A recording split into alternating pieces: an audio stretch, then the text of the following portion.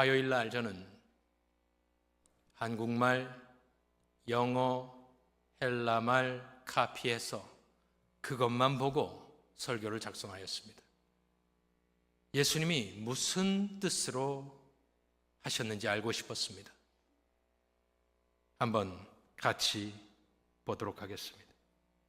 67절에 보면 한국어 성경에는 예수께서 이렇게 되어 있지만 원문에는 그 앞에 접속사가 있습니다. 그러므로 예수께서 12 제자에게 이르시되. 그러므로 무슨 그러므로? 그 전에 많은 사람이 떠나가고 다시 그와 함께 다니지 아니하더라. 그러므로 예수께서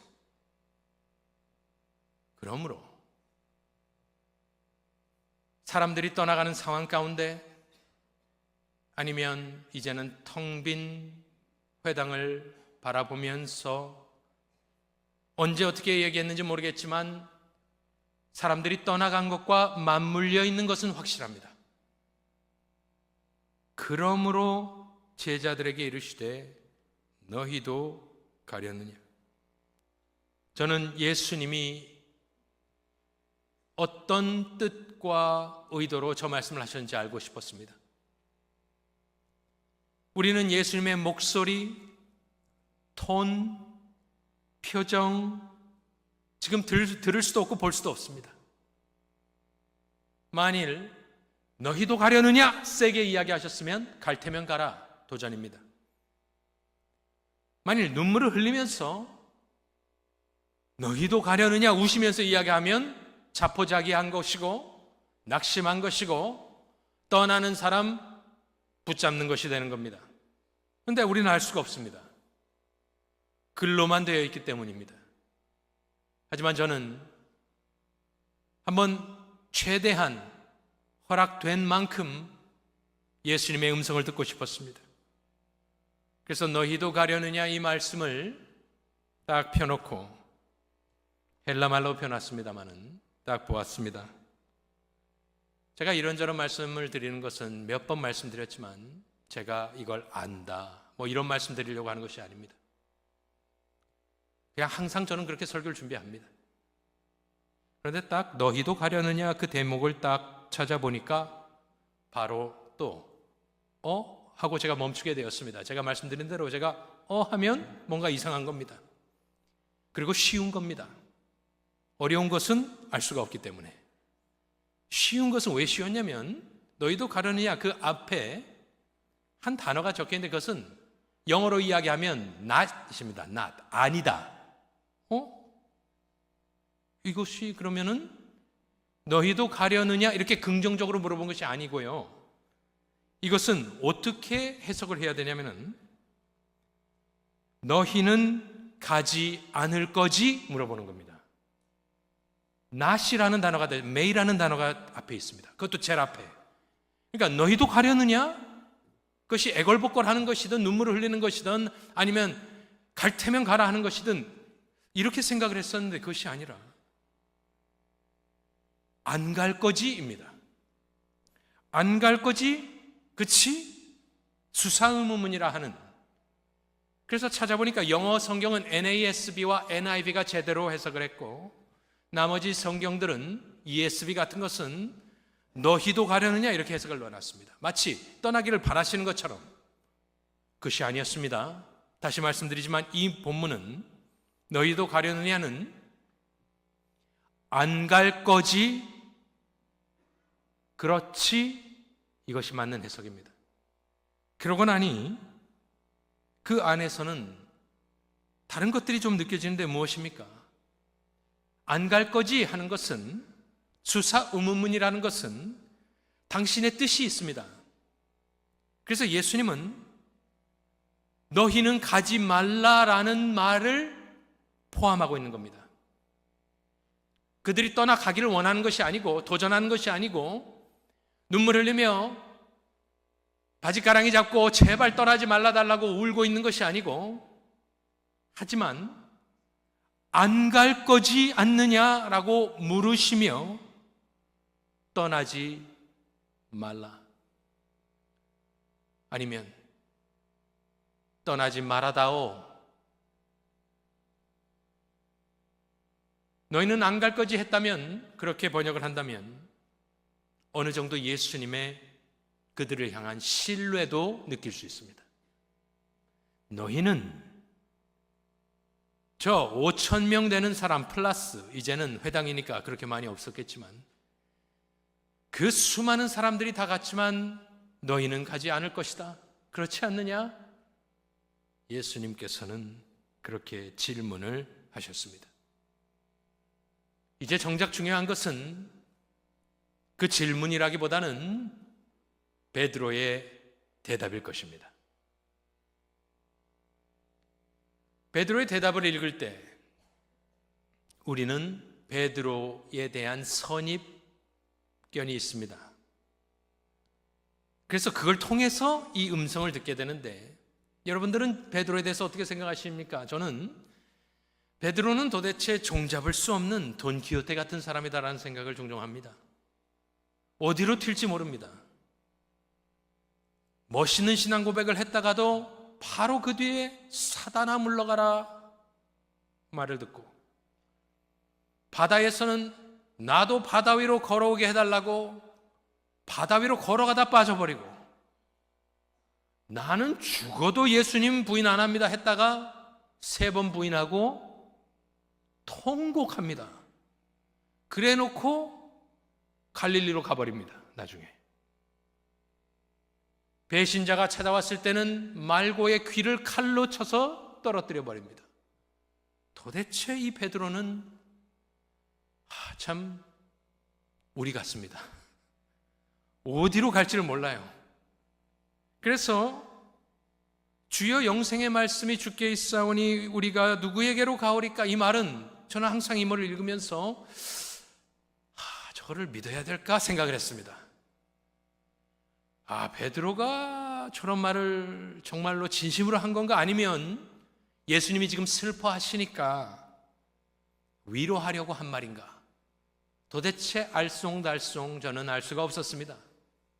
그러면 어떻게 해야겠습니까? 다시 봐야죠, 뭐라고 하는지.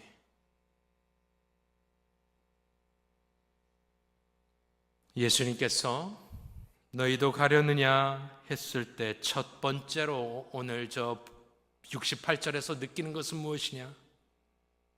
시몬 베드로가 대답했답니다. 저는 그것에 참 은혜와 위로를 받았습니다. 시몬 베드로가 침묵하였다. 시몬 베드로는 12명의 사람들은 아무 말 없었다. 아니면 주여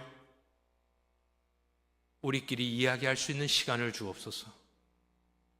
12명, 11명 잠깐 모여봐라. 지금 상황이 좋지 않다. 5,000명 넘게 있었는데 야 우리밖에 안 남았다. 어떻게 할까? 이들은 장정들로 비즈니스가 있는 사람들이고 일하는 사람들입니다. 베드로는 피싱 비즈니스를 하지 않았습니까? 세베대의 아들들도 마찬가지고. 베드로는 장모도 있었습니다. 아내도 있었고. 여러분이 사업을 하고 있다가 사업터 문을 닫아놓고 이렇게 쫓아다닐 수 있습니까? 이 사람들은 예수님께 올인한 사람들입니다. 2년 차입니다. 2년을 쫓아다녔는데 말짱 도루묵이구나. 야 이제는 끝이다. 이때쯤이면 우리도 돌아가야 되는 것이 맞지 않느냐. 우리 아이들도 기다리고 우리 가족도 부양해야 되고 예수님 잠깐 기다려보세요 했으면 완전히 없어지는 것이겠죠. 여기는 가버나움입니다. 예수님이 사역을 시작하신 곳이고 베드로, 제자들, 떠나간 사람들의 친척, 친족, 가족, 친구, 비즈니스 파트너, 사돈의 팔촌 다 그 안에 껴있었을 가능성이 많습니다. 군중 심리라는 것이 있습니다. 그런데 베드로는 머뭇거리지 않고 대답을 했습니다. 그래서 저는 이 베드로의 대답이 진실이라 생각을 하였습니다. 또 예수님이 너희도 가려느냐 질문하였습니다. 혹은 안 갈 거지? 수사 의문문으로 질문을 하였습니다. 베드로의 대답은 어떻게 됐습니까? 보시면 우리가 누구에게로 가오리까? 질문입니다. 반문입니다. 똑같은 겁니다. 한국말에는 주여 하고 설명을 합니다. 영생의 말씀이 주께 있사오니 막 이렇게 하는데 원문에는 그렇게 되어 있지 않습니다. 주여 누구에게 가오리까? 질문해놓고 영생의 말씀이 주께 있습니다. 뒤에가 있습니다. 그러니까 주저리 설명하는 것이 아니고 예수님이 강력한 도전과 그들의 의도를 알기 위해서 너희도 가려느냐? 주여 누구에게 가겠습니까? 그 말에는 어떤 게 숨겨져 있냐면 아니 예수님 우리를 어떻게 보고 그런 말씀하십니까? 아니 떠나간 사람들과 우리를 똑같이 보십니까? 우리는 다릅니다. 누구에게로 우리를 보내시렵니까? 우리가 어디에게 누구에게로 가겠습니까? 질문을 질문으로 되받아치는 모습을 보면서 진실되다 생각을 하였습니다. 또한 그가 떠나지 않는 이유를 설명할 때에 뭐라 했습니까? 영생의 말씀이 주께 있답니다.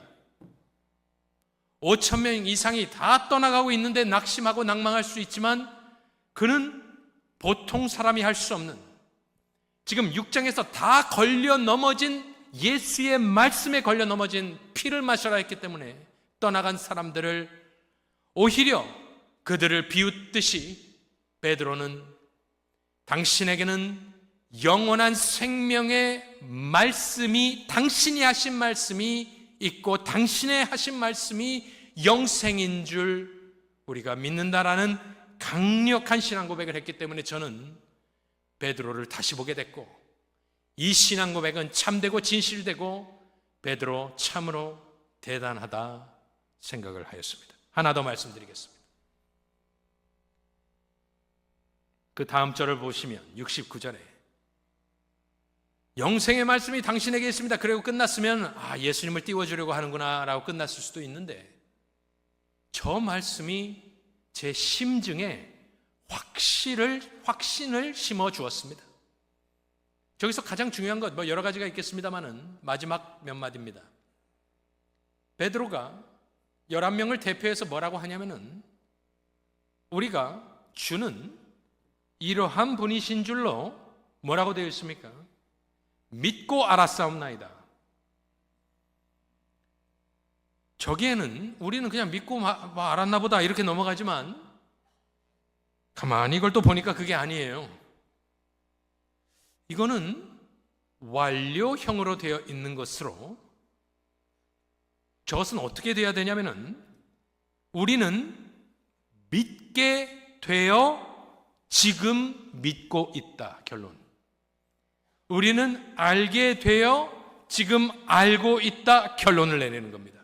그러니까 저 말은 무엇이냐면 저는 무엇을 느꼈냐면 베드로의 진심을 느낀 것이 과정을 얘기해 준 겁니다. 우리도 처음에는 잘 믿지 못했고 어려웠지만 지금 6장에서는 많은 일이 있었습니다. 오병이요. 이 사람들이 직접 떡을 나눠주고 물고기를 나눠주면서 그것이 진실일진데 그들도 놀라 까무러치울 정도로 놀라지 않았겠습니까? 특별히 이분은 예수님한테 바다 위를 걸어가겠다 하고 가다가 빠진 사람입니다. 다른 복음서에 보면. 그러니 지금 이 베드로는 신앙이 자라고 있는 겁니다. 그래서 이 말은 그냥 지켜 세워주고 띄워주고 하는 말이라기보다는 자신의 간증이 들어가 있는 겁니다. 나는 당신을 하나님의 거룩하신 자인 줄로 믿게 되었습니다. 알게 되었습니다. 그래서 저 신앙 고백은 위대한 결론이 내려진 신앙 고백입니다. 이제 이 말씀을 가지고 몇 가지 간단한 결론을 내려보겠습니다.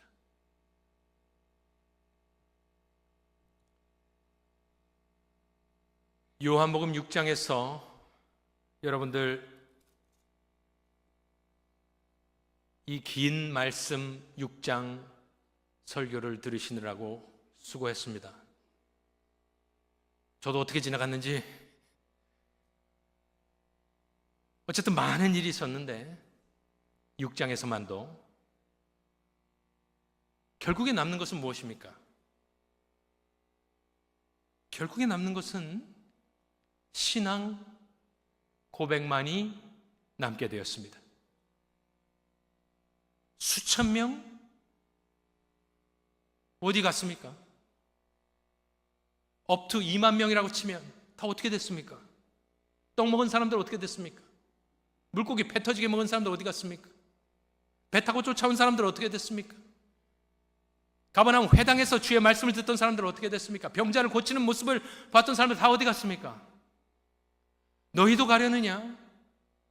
이것은 6장 전체, 아니 요한복음 전체를 지금 결론을 내리는 것과 같이, 여태까지 있었던 것의 결론인 것과 같이 예수님이 질문하셨을 때, 그렇구나, 결국에 남는 것은 신앙 고백이구나.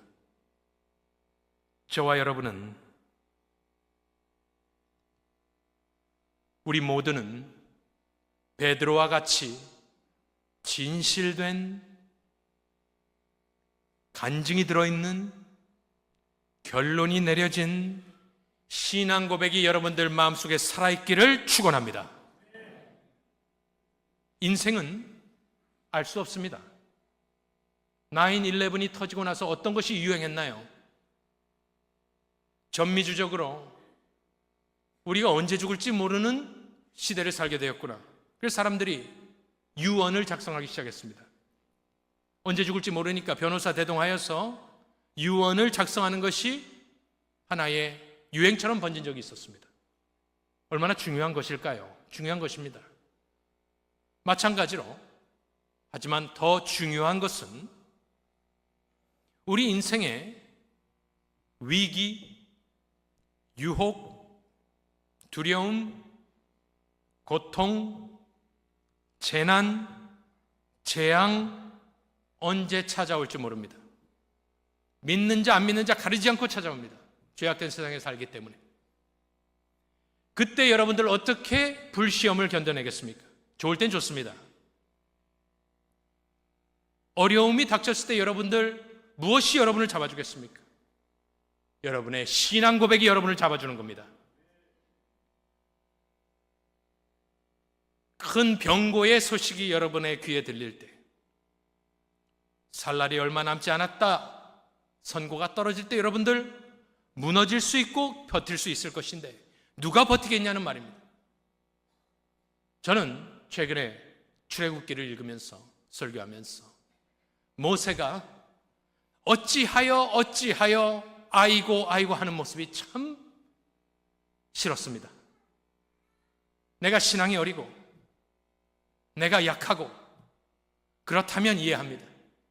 사람마다 신앙의 과정은 다르지만, 하지만 적어도 내가 다시는 주님 앞에 모세와 같이 why 어찌하여 주께 따져 묻지 않겠다, 나름대로는 마음을 정하는 계기가 되었습니다. 여러분들, 모든 것이 지나가고 난 뒤에는 베드로의 신앙 고백이 있었던 것처럼, 그의 신앙 고백이 위대했던 것은 갑자기 물어보셨을 때 대답을 한 겁니다. 언제 무슨 일이 일어날지 모르는 우리의 상황 가운데서도 우리가 평소에 신앙 고백을 준비해야 합니다. 욥은 인생이 감당할 수 없는 시험을 당했습니다. 하지만 평소에 그는 경건하게 예배하며 살았던 사람이기 때문에 그의 고백은 아직도 우리의 가슴을 울리는데, 뭐라고 그가 1장에서 그 못된 소식을 듣고 나서 그가 뭐라고 합니까? 주시니도 여호와시요 거두시니도 여호와시니 여호와의 이름이 찬송을 받을지어다. 이게요, 그 순간에 나오는 것이 아닙니다. 평소에 놀고 있다가 나오는 것이 아닙니다. 평소에 하나님과 동행하며 주의 음성에 귀 기울이며 듣고 있으며 준비하며 슬기로운 처녀들과 같이 내 마음에 살아있는 신앙 고백, 이 모든 일에 욥이 범죄하지 아니하고 하나님을 향하여 원망하지 아니하니라. 그래서 욥은 욥이 되었습니다. 베드로는 좌충우돌하였지만 이 말대로 되지 않았습니까? 우리가 누구에게 가오리까? 십자가 거꾸로 매달려 죽었습니다. 신앙 고백이 나를 잡아주는 것도 맞지만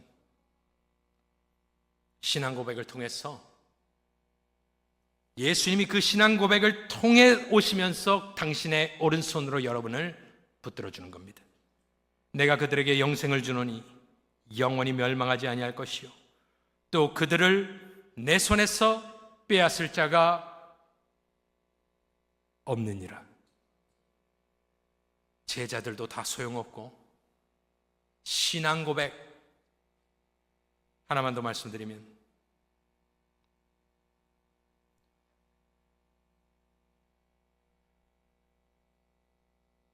저는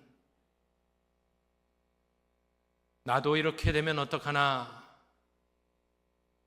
걱정을 좀 많이 했습니다.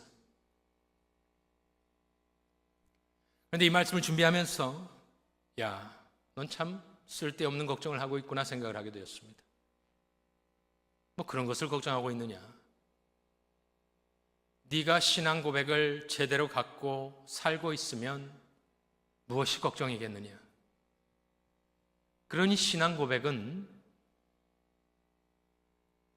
신앙 생활은 교회 다니고 섬기고 설교 듣고 행사하고 뭐 이러는 것 뭐 맞습니다만은 이런 액티비티가 아니에요.